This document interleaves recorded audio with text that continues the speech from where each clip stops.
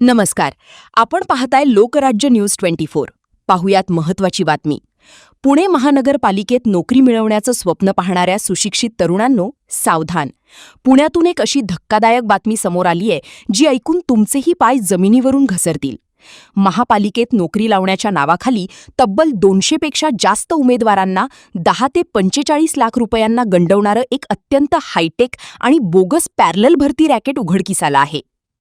एका हॉटेलमधील व्हिडिओ समोर आला असून यामध्ये गेल्या 4.5 वर्षांपासून फसवणूक झालेले उमेदवार आणि घोटाळेबाज समोरासमोर बसून चर्चा करताना दिसत आहेत.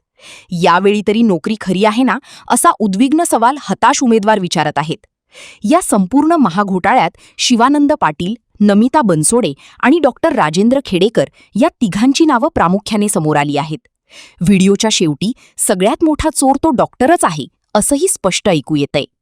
हा घोटाळा सामान्य नाही, तर महापालिकेच्या अंतर्गत यंत्रणेला हाताशी धरून चालवला गेलेला समांतर कारभार आहे. आरोपींनी उमेदवारांना फसवण्यासाठी काय केलं? पहा. बनावट मुलाखती घेतल्या, महापालिकेच्या बड्या अधिकाऱ्यांच्या खोट्या स्वाक्षऱ्या आणि शिक्के मारले, बनावट नियुक्तीपत्रे दिली. इतकेच नव्हे तर उमेदवारांचा संशय जाऊ नये म्हणून हुबेहूब बनावट पगारपत्रके तयार करून काही महिने पगारासारखे पैसेही दिले. या बनावट नोकरीच्या आणि पगारपत्रकांच्या आधारावर काही फसवणूक झालेल्या तरुण तरुणींचे विवाह देखील जमले. आता हे सगळं बोगस असल्याचं समोर आल्यानंतर समाजात तोंड कसं दाखवायचं या भीतीने अनेक उमेदवार उघडपणे बोलायलाही घाबरत आहेत.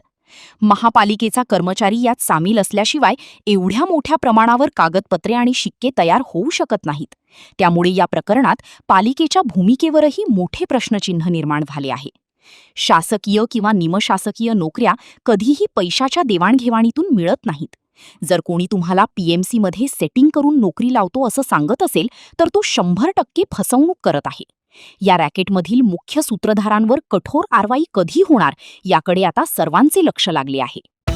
महाराष्ट्रातील महत्त्वाच्या आणि ताज्या बातम्या पाहण्यासाठी आजच आमच्या लोकराज्य न्यूज 24 न्यूज चॅनलला YouTubeवर सबस्क्राईब करा आणि बेल आयकॉन प्रेस करा.